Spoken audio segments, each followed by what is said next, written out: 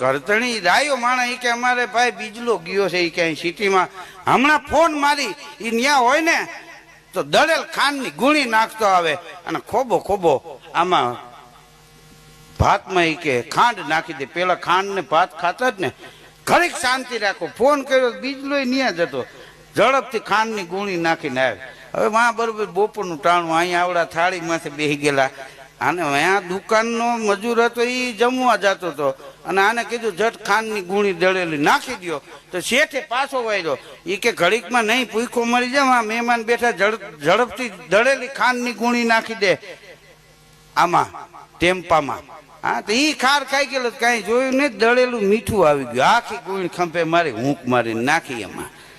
અને ચોથા ગેરમાં ઓલો આવ્યો બરણાટી મારતો ને અહીં તો બધા રાતા પીરા થઈ જ રહ્યા હતા ભાત માથે કેટલીક વાર બેહે.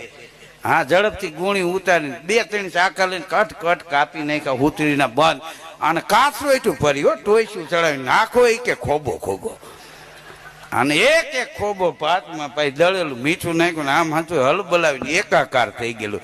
એક બાપાએ મોઢામાં નાખ્યું અને એવી ધરણાતી બોલી ભાઈ કરતણી